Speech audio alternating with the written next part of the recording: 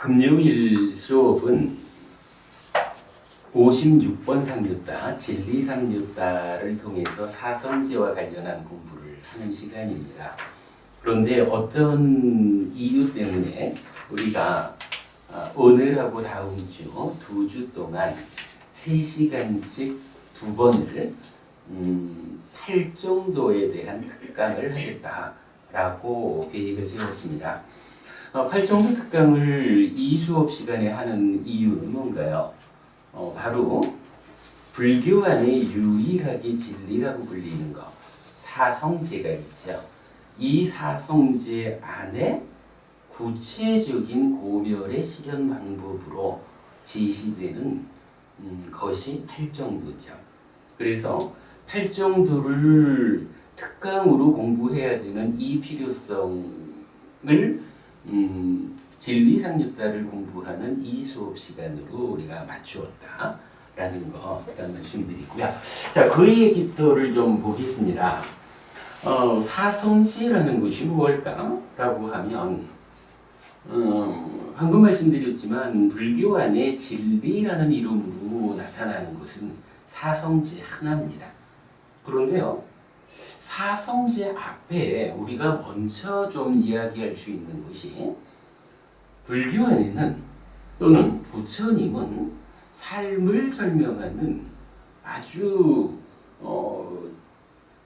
중심이 되는 명제를 하나 말하고 있다라고 접근을 할 수 있습니다. 자, 불교가 하나의 명제를 제시한다라고 하면 그것은 무엇일까 하면 마지막이니까야 22번 뱀의 비유경이라든가 이런 경들에서 부처님은 이렇게 말씀을 하셔요. 나는 오직 고와 고멸을 말한다.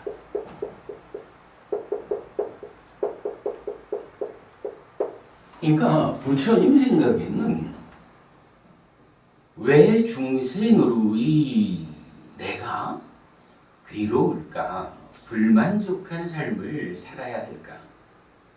그러나 그것이 반드시 우리가 그렇게 불만족스러운 삶을 살아야만 하는 것일까? 그렇지는 않다. 괴로움이 소멸된 그러한 삶도 있다. 이렇게 말하는 거예요. 그래서 부처님은 나는 오직 고와 고멸을 말한다. 내가 깨달음을 통해서 진리를 발견하고 실현하고 그 진리를 제자들에게 설한다라고 해서는 오직 뭐하라? 그대들이 중생이란 이름으로 살아가는 그 삶의 과정은 불만족스러운 것이다. 괴로운 것이다. 그러나 나를 보아라. 깨달았다. 열반을 실현했다. 라는 이러한 상태는 중생인 그대들이 겪어야 하는 일체의 괴로움이 소멸된 상태다. 그래서 산다라고 하는 것은 중생으로 우리가 현실적으로 괴롭다, 불만족을 겪어야 한다라고 말을 하지만 그러나 그것이 절대로 거역할 수 없는 겪어야만 하는 당위성을 갖는 것은 아니다. 나를 보아라. 나는 그러한 괴로움을 소멸했다. 이렇게 말하는 거예요. 그래서 우리 삶이라는 것이 어떤 것이냐라고 하면 일단 삶은 불만족스러운 것이다. 그러나 이 불만족한 삶이 해결될 수 없는 고정된 것은 아니다. 우리 삶의 현실의 또 한 측면은 분명히 그 괴로움이 소멸된 행복만으로 이루어지는 삶이 나에게서 가능하다. 실현될 수 있는 것이다. 그것을 누가 실현했느냐? 부처님 바로 당신이 그걸 실현해서 깨달았다. 윤회에서 벗어났다. 다시는 태어남을 통해서 늙고 죽는 이런 삶을 반복하지 않는다. 깨달음이고 열반이고 그런 거죠. 그래서 부처님께서는 하여간 불교 안에 하나의 명제를 제시하는 거예요. 괴로운 삶의 영역이 있다. 그러나 괴로움이 소멸한 그러한 삶의 영역도 있다. 이 두 가지 모두가 우리 삶의 현실이다. 이제 내가 어떠한 삶의 과정을 조건으로 하느냐에 따라서 괴로운 삶을 살 것이냐, 괴로움이 소멸된 삶을 살 것이냐, 이것이 결정되는 것이다. 한마디로 말하면 이 명제를 통해서 부처님은 고멸의 가능성을 제시하고 있다. 이렇게 말할 수가 있죠. 자, 그러면 이렇게 고와 고멸이라는 명제 가운데에서 이제 각각을 좀 살펴볼 수가 있어요. 부처님은 고가 소멸된 그러한 삶이 있다라고 우리가 괴로움의 영역인 중생의 삶으로부터 그 괴로움이 소멸한 해탈된 삶, 깨달음의 삶으로 나아가자 라고 말하면서 이제 그렇다면 이 괴로움은 왜 겪어야 하는 것일까? 근데 여기서 우리가 볼 수 있는 게 있죠. 방금 말씀드린 거지만 만약에 이 괴로움이라는 것이 어쩔 수 없이 겪어야만 하는 완전히 불만족스러운 삶이라고 해서 결정된 거, 변하지 않는 거, 그렇게 고정되어 있는 것이다 라고 하면 고멸이 실현될 수 없겠죠. 고정된 거니까. 그런데 고멸이 실현된다라는 얘기는 뭔가요? 이 괴로움이라는 게 고정된 게 아니라는 거예요. 그러면 이제 불교적인 사유가 여기에서 작용하죠. 그렇다면 이 괴로움이라는 거 고정된 게 아니라면, 본질적인 것이 아니라면 어떤 과정으로 생겨나는 것일까? 괴로움이 생겨나는 원인, 과정, 이 부분을 말할 수 있겠죠. 여기에서 부처님은 괴로움이 일어나는 것이다, 생겨나는 것이다 라고 해서 괴로움의 일어남이란 표현을 해요. 그리고 구체적으로 괴로움은 어떻게 생겨나는 것일까? 라고 할 때 가래라는 것이 그 원인이다. 또는 대부분의 경전은 가래가 원인이다 라고 하지만 안구타라니까야의 이제 외도의 주장경 이런 경전이 거의 유일하죠. 고집에다가 12연기를 제시를 해줘요. 12연기는 무엇일까? 라고 하면 가래를 전후한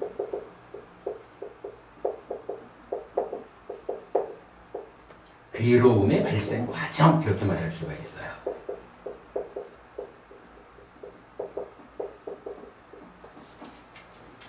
요 개념 불교 공부가 시작되면서 변할 수 없는, 놓쳐서는 안 되는 그거죠. 괴롭다라고 하는 이것이 고정된 게 아니기 때문에 어떤 형태로든 생겨나는 것인데 무엇을 원인으로 괴로움은 생겨날까? 가래를 원인으로 생겨난다. 그런가 하면 원인 하나에 의해서 불현듯 이런 게 아니라는 거죠. 가래를 중심에 둔, 가래를 전후한 괴로움의 발생 과정을 설명하는 12연기적인 절차, 과정에 의해서 괴로움은 생겨난다. 이렇게 말하거든요. 그런가 하면 이렇게 괴로움이라는 것이 이런 원인 과정에 의해서 생겨나는데 이제 우리가 가야 하는 고멸이라고 하는 이 상황은 그럼 어떻게 될까요?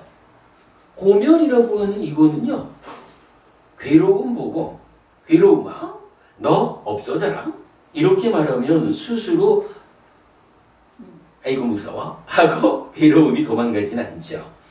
고멸이라는 것은 어떤 상태를 말하는 거냐 하면 괴로움을 생겨나게 하는 이 원인이 해제가 되는 거예요.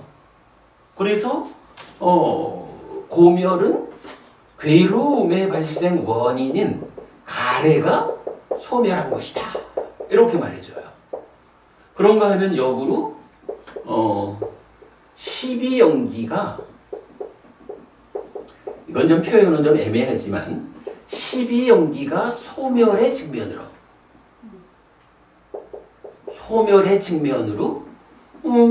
이러한 발생 과정이 거꾸로 고의 소멸 과정으로 다시 제시가 됩니다. 그래서 고멸이라는 것을 이렇게 가래의 멸, 12연기의 소멸의 측면 이렇게 말을 하거든요. 자, 그렇다면 이 고멸이라고 하는 거요. 이런 개는 같이 봐야죠. 고라는 것이 원래 있는 것이 아니기 때문에 그 발생의 원인, 과정, 고집이 있었어요. 그러다면 마찬가지 고멸이라고 하는 이것도 고야 멸해라 이러면 알아서 멸해지는 건 아니죠. 이 고멸 또한 무언가 괴로움이 소멸하기 위한 조건이 갖추어져야 소멸하겠죠. 이 괴로움의 소멸의 조건, 이 자리를 말하면 고멸, 괴로움의 소멸의 도라는 표현을 쓰는데 이게 이제 한자적인 번역이 조금 애매하기는 해요.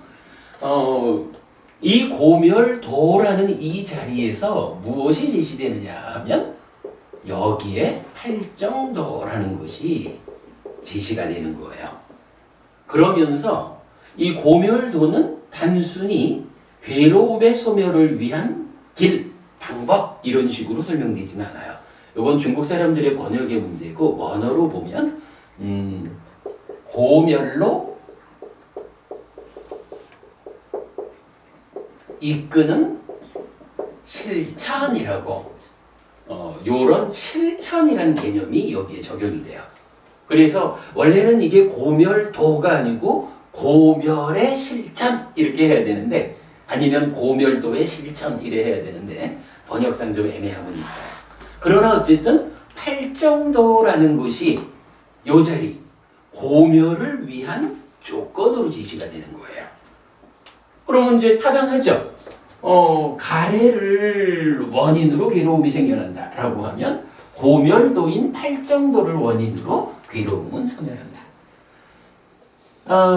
광우고부님, 요때요 이제 팔정도를 통해서 고멸이 실현한다라는 요 얘기가 어떨까요? 이거 동일한 방법으로 요렇게 팔정도에 의해서 고멸이 실현된다. 이렇게 화살표를 그으면 타당할까요? 뭐 사실은 뭐 말 자체로는 타당해요. 그런데 이게 그 의미하는 내용으로 보자면 팔정도라는 것이 그대로 고야 없어져라 이렇게 접근하는 것일까? 라는 측면에서 우리가 좀 봐야 되는데 근데 이제 그 측면보다는 논리적으로 이렇게 말을 하는 거예요.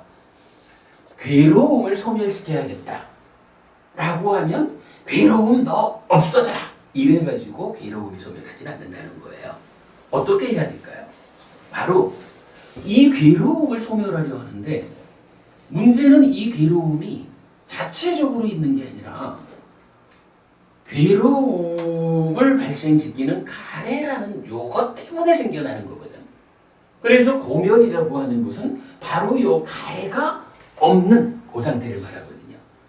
가래가 없는 상태를 만들자라는 고멸의 방법, 고멸의 조건은 구체적으로, 그러니까 직접적으로 고멸로 바로 가자 이렇게 접근하지 않는 거예요.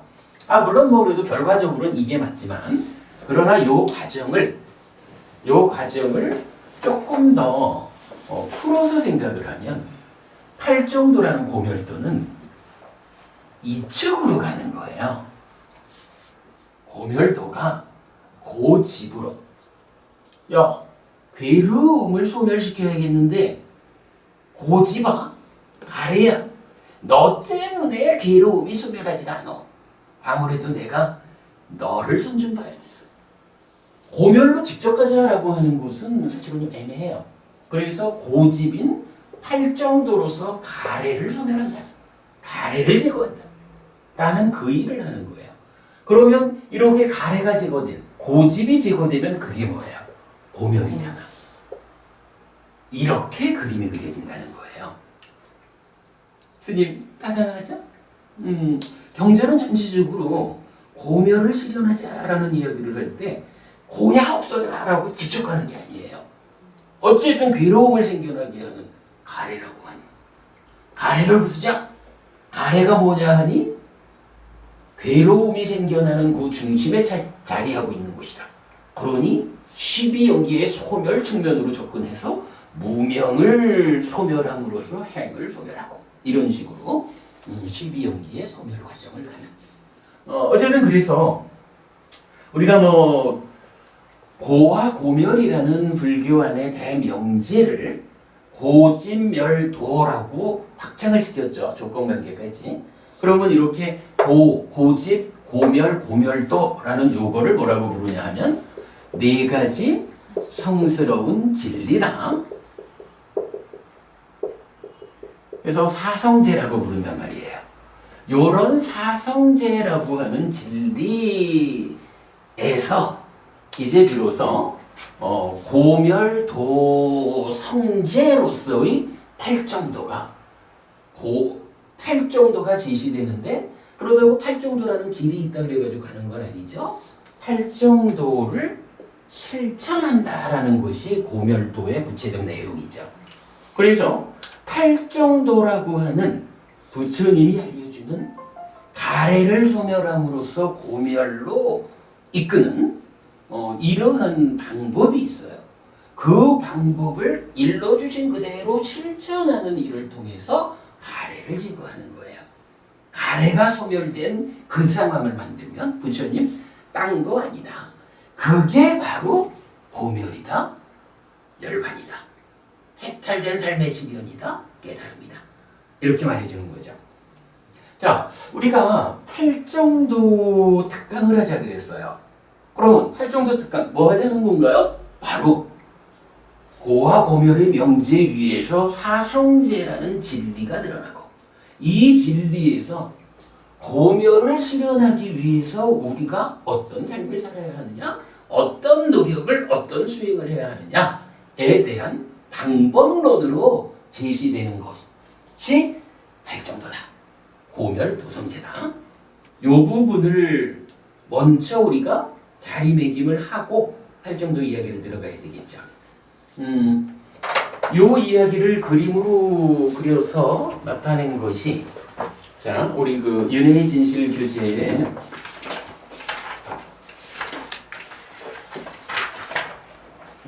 29쪽으로 가겠습니다.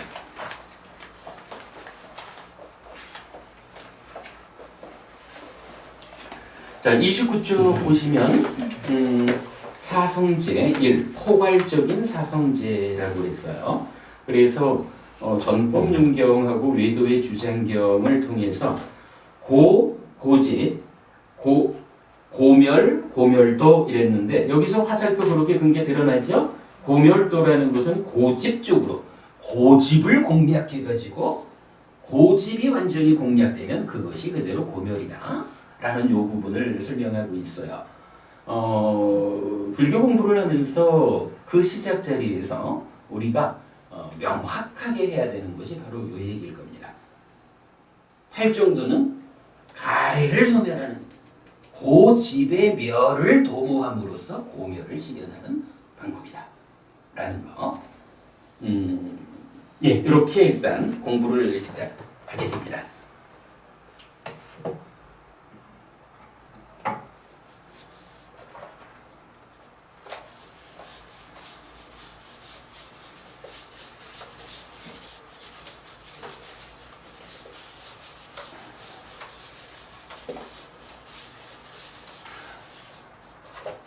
원래 처음에 팔정도 특강을 하자라고 할 때는 한 주만 특강을 하려고 했었어요.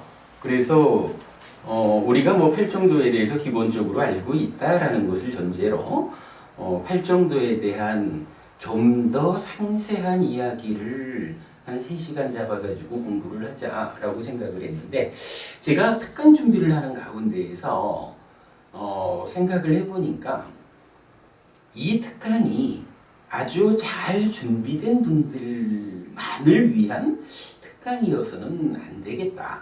팔정도라는 것이 방금 보았지만 이렇게 불교 안에서 고멸을 실현하기 위한 바로 그이기 때문에 이제 팔정도에 대해서 부처님은 직접적으로 팔정도를 어떻게 설명하고 계실까라고 경전을 좀 알아봐야 하는 필요성을 보게 된 거죠.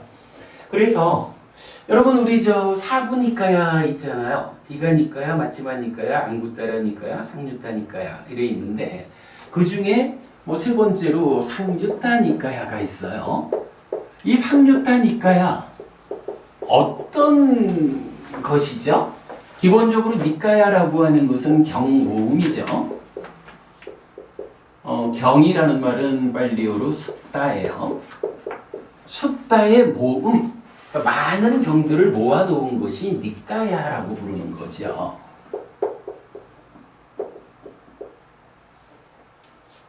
근데 니까야 중에 상류따 니까야라고 하면 요 상류따라는 말이 중국에서는 자바함, 이래서 잡다양함 이렇게 쓰고 있는데 상류따 니까야는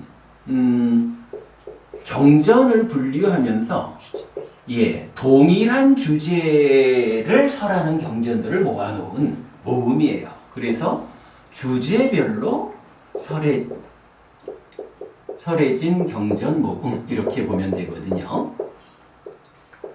자, 그렇다면 팔정도를 공부하자라는 입장에서는 어떡하나요?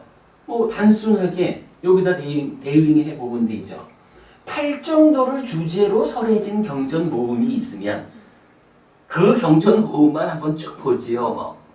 그러면 재미있고 재미없고 간에 팔정도와 관련해서 부처님은 어떤 말씀을 하셨는지 이걸 알 수가 있는 거죠. 자, 그래서 상류따 니까야의 45번 상류따가 막가 상류따예요.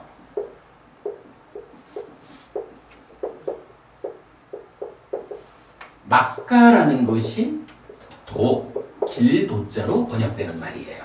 그래서 도를 주제로 하는 경전들을 모아놓은 상류따다. 이렇게 말해지거든요. 이때 도가 의미하는 것이 팔정도입니다. 원래 팔정도 특강을 하려고 했던 구체적 이야기는 다음 주로 미뤘습니다. 그리고 오늘은 3시간 동안 팔정도를 주제로 설해진 45번 상류따, 막가 상류따를 통째로 한번 보려고 그래요. 그래서 제가 지금 눈이 좀 침침해요. 많지 않은 시간 동안에 나름대로 열심히 도상류따의 경전들을 새로 번역을 해봤어요. 그래가지고 오늘 여러분 두 가지 교재 나눠드렸죠. 하나는 상류따 니까야 도상류따 109페이지짜리입니다. 나눠드렸고요. 하나는 4페이지짜리로 그냥 개괄적인 요약이 있는데 개괄적인 요약은 끝날 때 가서 좀 보기로 하고요. 지금부터 도상류따에 속한 경전들을 쭉 읽어보겠습니다. 어찌 보면 특강에서 경전만 읽고 있냐 이럴지 모르지만 그래도 한 주를 더 시간을 내서 특강을 하는 이유가 뭐니 해도요. 불교 공부는요. 얼마나 부처님하고 가까우냐라는 거로 승부가 나는 거예요. 팔정도를 그래도 제가 여러분들보다 좀 먼저 공부를 시작했으니까 혼자서 팔정도는 이렇습니다 라고 이야기를 해도 몇 시간 특강을 할 수 있겠죠. 그러나 그 모든 것보다 더 좋은 방법은 팔정도와 관련해서 부처님이 설하신 경들을 모아놓은 이 도상류따를 시간이 부족할 것 같으면 후다닥 읽어가더라도 직접 만나보는 일을 우선하자. 예, 오늘 팔정도 특강의 첫 번째 날은 도상류달을 함께 보는 시간으로 하겠습니다. 자, 표지 예쁘게 적었죠? 네. 넘어갑니다. 스님 눈이 피곤하시면은 돌아가면서 이렇게. 그래도 또 안 그렇습니다. 이게 그냥 읽지 못하고 네. 요점적으로 제가 좀 짚으면서 가야 되니까 그래도 말씀이라도 감사합니다. 뭐 조금 하다가 쉬고 조금 하다가 쉬고 그냥 있습니다.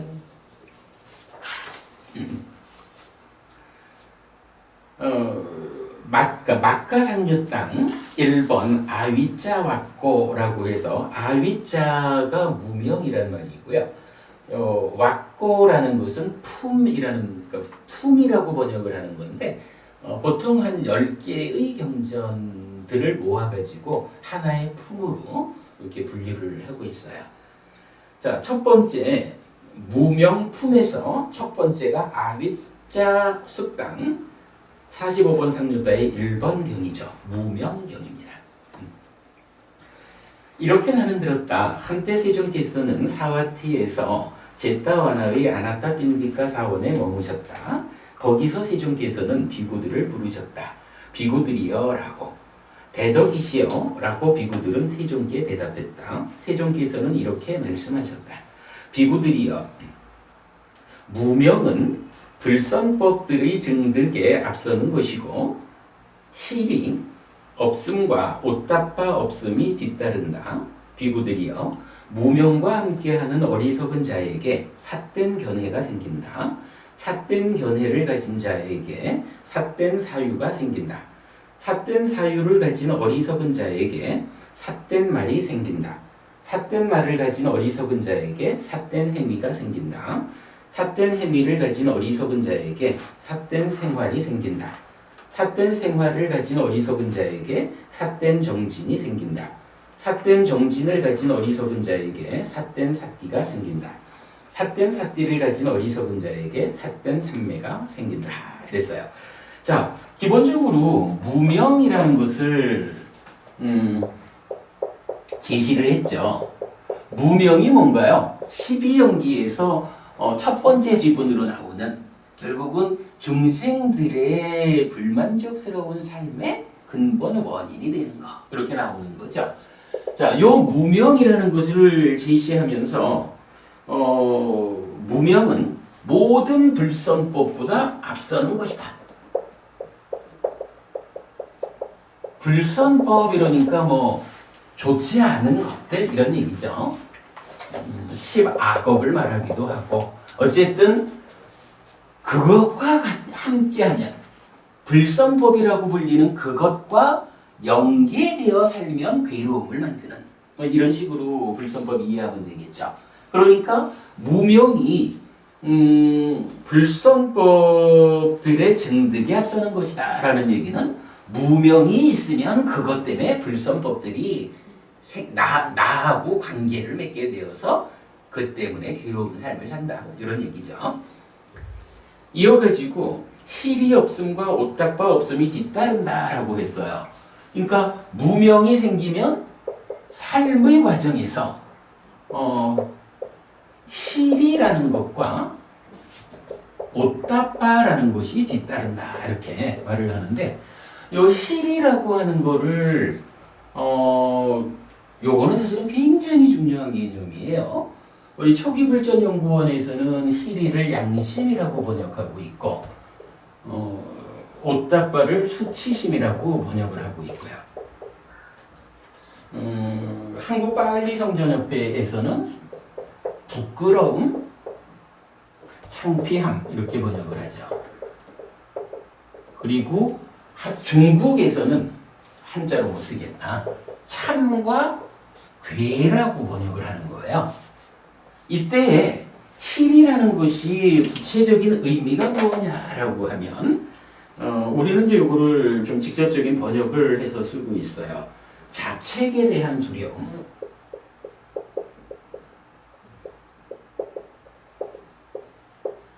자책에 대한 두려움이라는 이야기는 뭐냐 하면 어떤 행위를 내가 하려고 하다가 딱 생각해 보는 거야. 아이고, 이런 짓을 하면 내가 내 스스로 아이고 해피야 어째 그런 짓을 했니? 라고 내 스스로 자책할 것이다 이거야. 내 스스로가 자책할 것에 대해서 그게 두려워가지고 이런 일은 하지 않아야지 라고 하는 것이 희리라는 거고요. 그런가 하면 오따빠라는 것은 남의 책망에 대한 두려움이야. 그러니까 이건 뭐냐 하면 에이구 해피야 어째 그런 짓을 하려고 하니? 네가 그런 짓을 하면 남들이 보고 손가락질 할 거야. 요런 남의 책망이 두려워가지고 그 행위를 제어하는 거. 요걸 오따빠라고 부르는데 사실 한국 불교에서 그렇게 시리 오따빠가 강조되지 않는 것 같아요. 뭐 참과 괴라고 하는 번역어가 있긴 하지만 그렇게 잘들 개념을 모르는 것 같은데 니까야에서는 시리 오따빠가 거의 우리 사띠 사마디 빠냐 뭐 이런 기능하고 대등한 수준이고 비중 있게 나타나는 교리예요. 시리 오따빠 꼭 기억하시고 그러다 보니까 지금 도상유따의 첫 번째 경에서 뭐라고 말하느냐 하면 무명이라는 것이 모든 불선법들의 앞선인 거예요. 그래서 무명하고 관계를 맺으면 그에 따라 가지고 안 좋은 것들과 연결되어 가지고 괴로움을 만들어 이렇게 말하는 건데 그 이야기에 이어 가지고 거기서 보면 무명이라는 것이 이렇게 앞장서서 가면 그 바로 뒤에 희리와 오따빠라는 것이 뒤따라와. 희리와 오따빠 뭐야? 어떤 행위를 할까 할 때 스스로 내가 어찌 그럴 수 있냐? 요런 자책에 의한 두려움도 없고 남이 흉볼까 하는 그런 두려움도 없으니까 이건 뭐예요? 안 좋은 행위를 하는데 거리낄 게 없다 이 얘기라고. 희리 없음 오따빠 없음 이거 중요한 거예요. 실제로 경전에서 보면 희리 오따빠 요 두 개가 세상을 보호하는 법이다 라고까지 말을 해요. 실제로 우리가 살아가는 데에 이 두 가지가 없이 살아간다라고 할 때 그런 삶은 사실은 거리낄 게 없이 나쁜 짓을 하면서 사는 거라고. 세상이 파괴된다고. 그렇게 말하는 거예요. 굉장히 중요해요. 자, 어쨌든 희리 오따빠가 뒤따른다라고 하고 바로 이렇게 불선법에 앞서고 시리 오따빠를 뒤따르게 하는 요 무명이 있으면 요 무명과 함께하는 자를 어리석은 자라고 하고 그렇게 어리석은 자에게 삿된 견해가 생긴다라고 하면서 이제 8정도식으로 삿된 견해가 삿된 사유로 삿된 말로 삿된 행위로 삿된 생활로 삿된 노력 삿된 사띠 삿된 삼매 이렇게 8개가 이어지는 거죠. 하여간 무명이라고 하는 요 두 가지 측면으로 말해지는 요 나쁜 놈과 함께 할 때 어떻게 되는 거예요? 삶은 괴로움을 만드는 그러한 8단계의 과정을 거친다. 이렇게 말해주는 거죠. 자, 그리고 이어가지고 비구들이요. 그러나 명은 선법들의 증득에 앞서는 것이고 희리와 오따빠가 뒤따른다. 요거는 무슨 얘기예요? 이제 요거의 반대말이요. 무명의 반대말. 무명을 바꿔가지고 명으로 만들면 이것은 불선법이 아니라 선법으로 연결이 되는 거예요.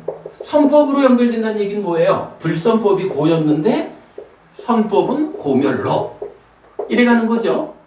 그러니까 나는 오직 고와 고멸을 말한다 라는 사성제하고 다 연결되는 거죠.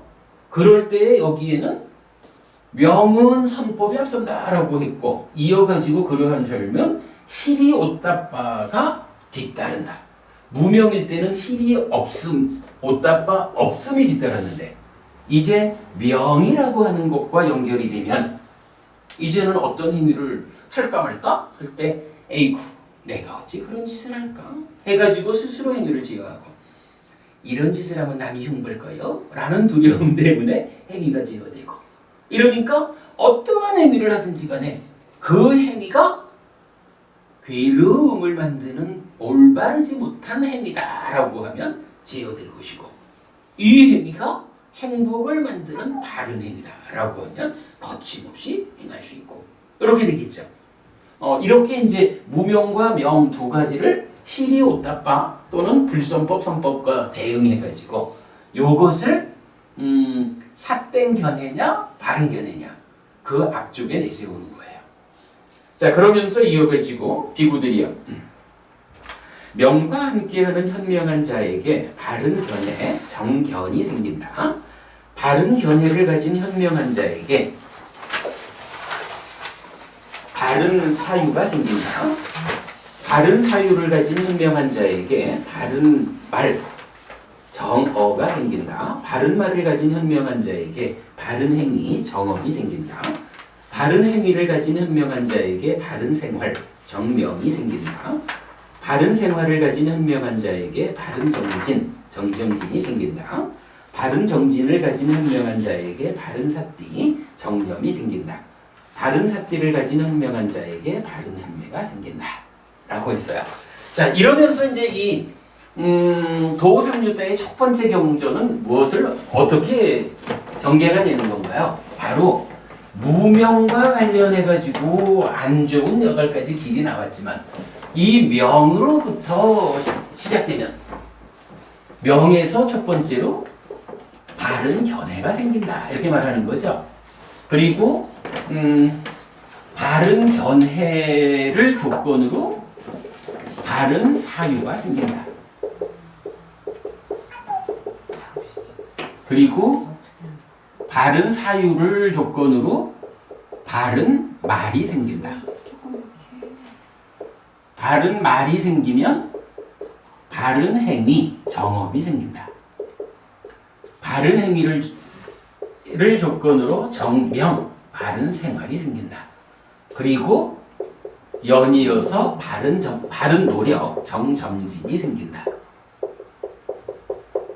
그리고 정염, 바른 사띠가 생긴다. 거기에서 바른 삼매가 생긴다. 이렇게 해가지고 1번 정견, 2번 정사유, 3번 정어, 4번 정업, 5번 정명, 6번 정정진, 7번 정념, 8번 정정이라고 하는 8가지의 그 연결된 하나의 과정을 말해주죠. 이제 요거 정견부터 정까지 이 8개를 뭐라고 불러요? 이것이 바로 팔정도죠. 그리고 이렇게 팔정도라고 하는 것이 바로 괴로움의 원인이 되는 가래를 부수고 고멸을 실현하는 그 방법이다. 길이다. 이렇게 말해주는 거죠. 그리고 이 팔정도를 실천하는 것이 뭐냐 하면 고멸로 이끄는 실천, 고멸도성제인 거죠. 그렇게 해서 팔정도하고 사성제가 구체적으로 연결이 되는 거죠. 무명일 경우에는 이렇게 다른 8과정 대신에 삿된 과정을 8개를 거치는 거죠. 네. 이렇게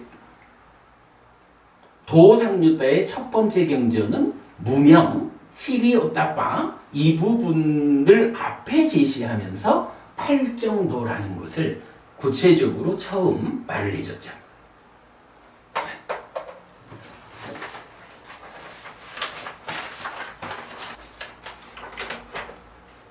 자, 이어서 이제 두 번째 경우로 넘어가겠습니다. 두 번째 경우는 경전 이름이 재밌어요. 절반경이야. 반쩌가리 이런 얘기예요.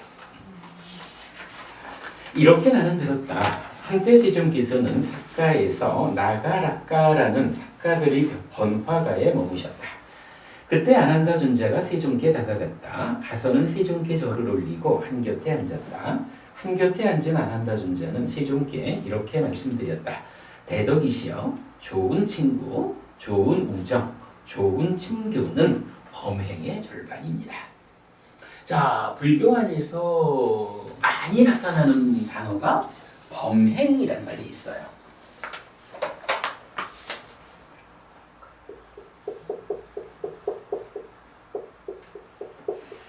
범행. 요 범이라고 하는 말은 뭐 범어 이런 식으로 많이 들어본 범이죠. 브라흐마라는 말인데 하여간 요 범행 이러면은요. 그냥 일상적으로 산다라는 개념이 아니고 내가 어떻게 하면 고를 정산하고 고멸의 삶을 실현할까? 고멸의 삶으로 나아가기 위해서 노력하는 삶을 개념적으로 말하는 게 범행 이렇게 되는 거예요. 그리고 그러면 이 범행의 구체적 내용은 뭘까요? 어떤 방법으로 살아가는 것을 범행이다 이렇게 말할 거예요.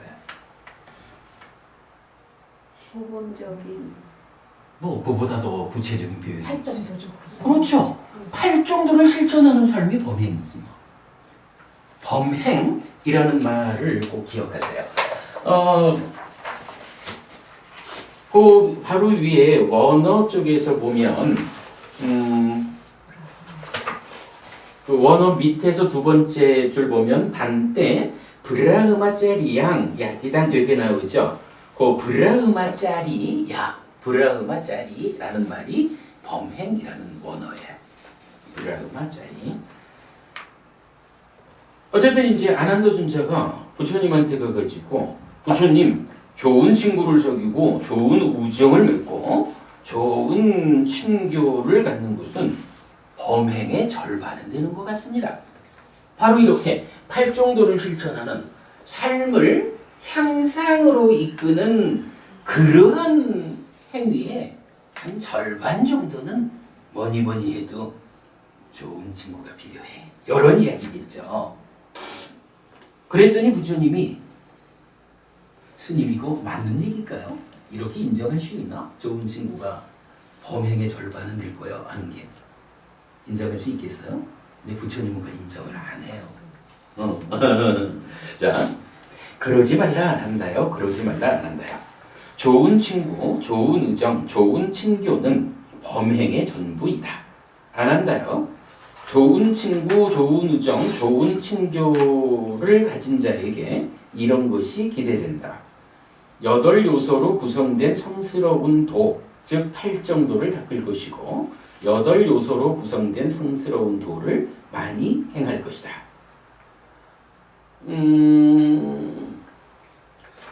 부처님은요 아난다 존자가 와가지고 좋은 친구와 함께 한다는 것은 범행의 절반은 되는 것 같습니다 하고 좋은 친구가 정말 중요하죠 이렇게 이제 딱 말씀을 드렸는데 부처님 얘기는 아니다 그렇게 말하지 마라. 좋은 친구와 함께 한다는 것은 범행의 전부라고 해야지 그거 절반이라고 말하면 좋은 친구를 평가절하하는 것이다. 이렇게 말하는 거예요. 그리고 왜 좋은 친구가 이렇게 범행의 전부일까? 라고 하면 좋은 친구와 함께하는 그런 사람은 바로 8요소로 구성된 성스러운 도. 자, 여기에서 보면 그 바로 위에 보면 아리양, 아땅, 기깡, 막땅 이렇게 나와요. 아리야라는 말이 성스럽다라는 말이고 아타가 팔이고 앙가라는 말이 요소, 부분 이런 얘기거든요. 그래가지고 8요소로 구성된 성스러운 막가 길이죠, 도죠. 원래 팔정도라고 직접 번역될 수 있는 단어는 니카야에는 없어요. 그러니까 니카야에서 예를 들어서 아타, 삼마, 막고 이런 식으로 팔정도라고 번역할 수 있는 말은 없어요. 경전은 오직 아리야, 아땅, 기꼬, 막거라고 해서 8요소로 구성된 성스러운 길. 이때 8요소가 뭐예요? 정견부터 정정까지. 이래 되는 거죠. 그래서 요거를 우리가 오랜 세월을 팔 정도라고 한 문건에서 써왔으니까 우리가 팔 정도라고 말을 하고 있지만 부처님께서 사용하신 언어로는 8요소로 구성된 성스러운 길 이렇게 말해주고 있다라는 거예요. 그래서 아무튼 좋은 친구와 함께 한다라고 하면 그 친구와 더불어 가지고 8정도를 실천하는 삶을 살게 된다. 8정도를 실천한다는 그게 바로 범행이기 때문에 좋은 친구와 함께하는 것은 범행의 전부다. 여러분 저기 수타니 빠따인가요? 그 아주 유명한 개성을 여러분 아실 거예요. 무소의 뿔처럼 혼자서 가요. 이 말 있잖아요. 네. 여기서 지금 이 얘기하고 보면 좀 다르죠. 무소의 뿔처럼 혼자서 가라 하는 것은 좋은 친구 그런 거 말고 오직 혼자 가야 돼. 요 얘기가 되잖아. 근데요. 사실은 수타니 빠따의 고대목을 가면요. 무소의 뿔처럼 혼자서 가라라는 것이 독립적으로 나오질 않아. 그 앞에 뭐가 있냐 하면 좋은 친구가 만나지면 그와 함께 가라. 그러나 그 좋은 친구를 만날 수 없게 되면 그때는 나쁜 친구와 함께 가면 사땡기를 할 거예요. 나쁜 친구와 함께 가지 말고 그때는 무소의 뿔처럼 혼자 가라. 이렇게 나오는 거예요. 그러니까 무소의 뿔처럼 혼자서 가라라는 그게 전부가 아닌 거예요. 그 앞에 분명히 바로 여기서 말하듯이 좋은 친구를 만날 수 있으면 그와 함께 가라. 그와 함께 8정도 범행을 실천하는 삶을 함께 해라. 좋은 친구가 범행의 전부다. 그러나 삶의 과정에서 그런 친구를 만날 수 없다면 삿된 친구와도 불지는 말고 차라리 무소의 뿔처럼 혼자서 가라. 이렇게 말하는 거예요. 고개를 하시겠죠? 안 한다요. 그러면 좋은 친구, 좋은 우정, 좋은 친교를 가진 비구는 어떻게 8요소로 구성된 성스러운 도를 닦고 8요소로 구성된 성스러운 도를 많이 행하는가? 안 한다요. 여기 비구는 떨쳐버림을 부대하고 이탐을 부대하고 소멸을 부대하고 놓아버림으로 귀결되는 정견을 닦는다. 떨쳐버림을 부대하고 생략기에서 정사유를 닦는다, 정어를 닦는다, 정업을 닦는다, 정명을 닦는다, 정정진을 닦는다, 정염을 닦는다.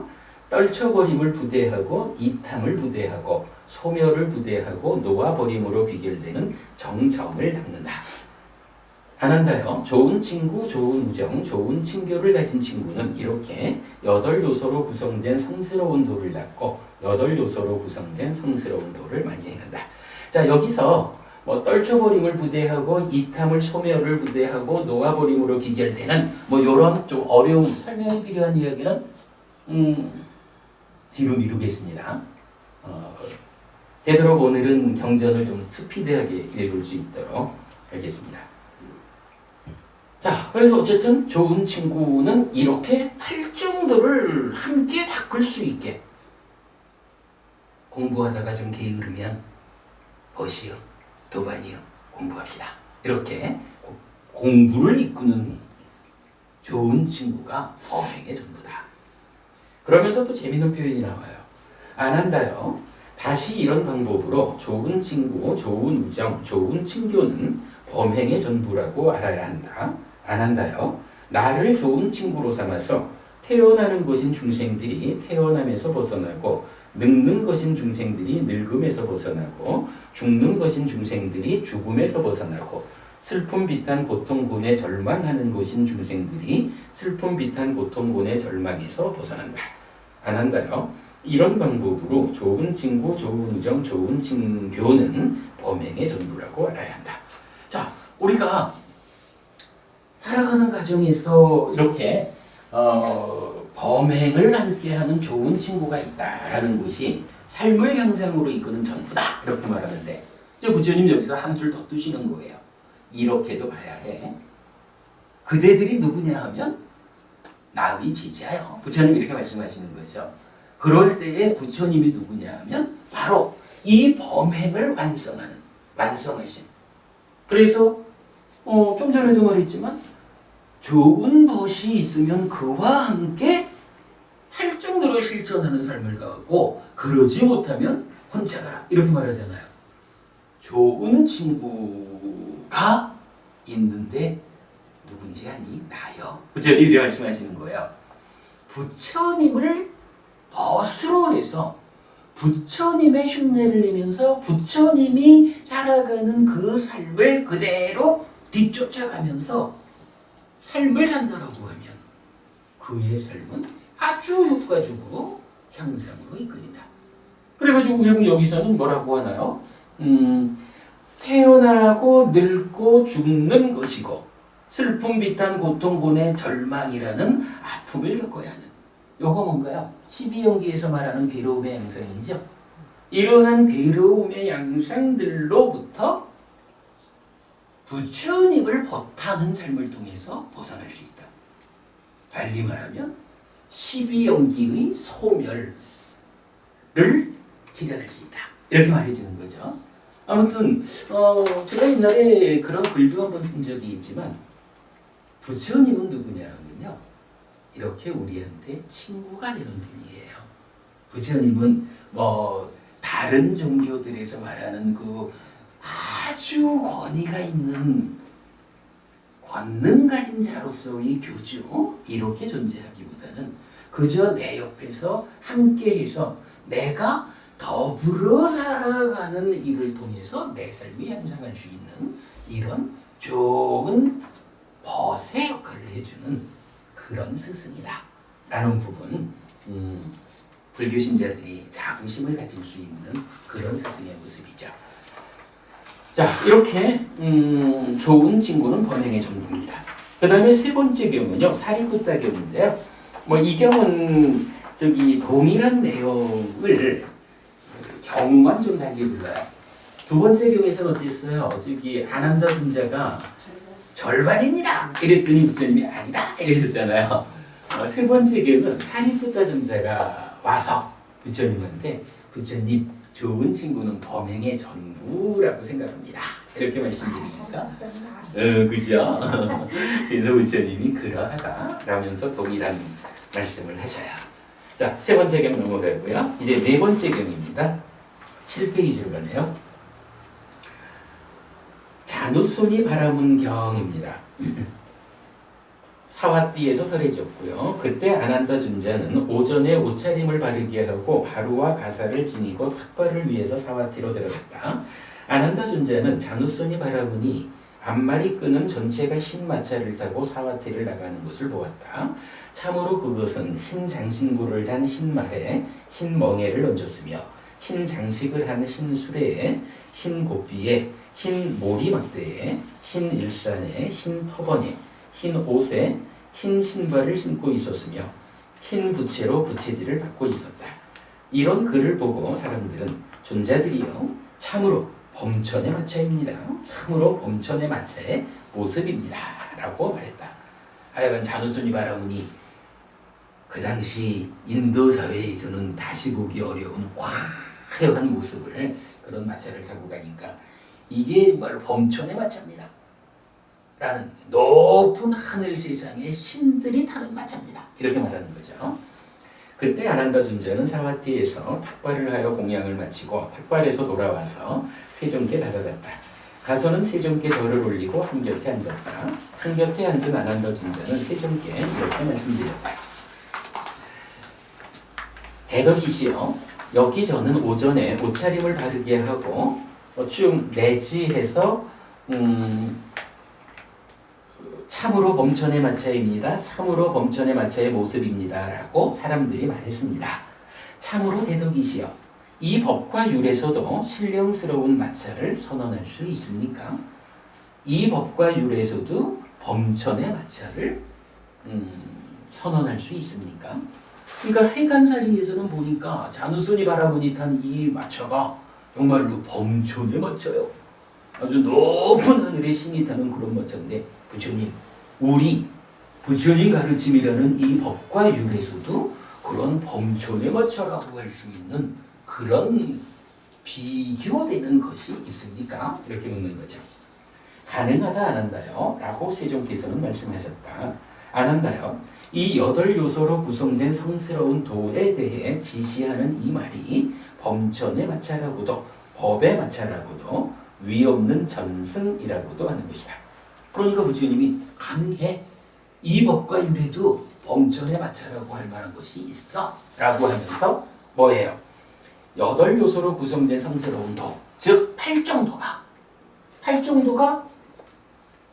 무엇냐라고 지시하는 말로 보면 이 팔정도를 범천의 마차라고 불러도 되는 거고, 이 팔정도를 법의 마차라고 불러도 되는 거고, 이 팔정도가 위없는 전승. 여기서 전승은 뭐예요? 전쟁에서 승리하는 이거죠. 그러니까 범천의 마차다, 법의 마차다라고 하면서 이 마차가 또 옛날에는 탱크처럼도 쓰인 거잖아요. 그러니까 어떠한 다른 논리를 갖다 대도 팔정도를 능가할 수 있는 것은 없다. 팔정도야말로 이렇게 고묘를 실현하는 바로 그 길, 유일한 길이다. 이것을 실천하는 그것만이 고묘의 실현을 가져오기 때문에 고묘를 추구하는 모든 가르침들 가운데에서 승리하는 것이다. 이런 의미 정도로 보면 되겠죠. 위없는 전승. 안 한다요. 정견을 닦고 많이 행하면 탐의 제어의 완성의 원인이 된다. 진의 제어의 완성의 원인이 된다. 치의 제어의 완성의 원인이 된다. 안 한다요. 정사유를 닦고 많이 행하면 탐의 제어의 완성의 원인이 된다. 진의 제어의 완성의 원인이 된다. 치의 제어의 완성의 원인이 된다. 라는 것을 쭉 해서 여덟 가지 쭉 내려와서 정정까지를 반복해서 말해주고 있어요. 그래서 맨 밑에 보면 안 한다요. 정정을 닦고 많이 행하면 탐의 제어의 완성의 원인이 된다. 진의 치의 제어의 완성의 원인이 된다. 즉 팔정도라는 게 뭐예요? 각각을 나열해가면서 탐을 제어하자라는 이 일의 완성, 진을 제어하자는 이 일의 완성, 치를 제어하자는 이 일의 완성. 우리가 계속 공부하는 거지만 탐진치가 뭔가요? 탐진치가 바로 나의 내면에서 작용하는 탐진치와 함께하는 삶을 유의적인 삶이라 하고 이걸 중생의 삶이라 하는 거잖아요. 어쨌든 왜곡돼 있고 오염돼 있는 이런 삶이잖아요. 그렇기 때문에 삶을 향상하자, 깨달음으로 나아가자라는 것은 궁극적으로 들어가면 탐진치를 제어해서 무탐, 무진, 무치의 삶을 사는 거잖아요. 무탐, 무진, 무치의 삶을 뭐라고 불러요? 무위의 삶이라고 하고 해탈된 삶이 되는 거잖아요. 그러니까 이제 팔정도를 정의하는 또 다른 표현 하나가 탐을 제어하는 일을 완성하는 것이요. 진을 제어하는 일을 완성하는 것이요. 치를 제어하는 일을 완성하는 것이요. 탐진치가 제어된 해탈된 삶을 실현하는 바로 그 길이요. 팔정도 이렇게 정의되는 거죠. 자, 밑에 개성이 하나 있는데 개성 생략하고 넘어가겠습니다.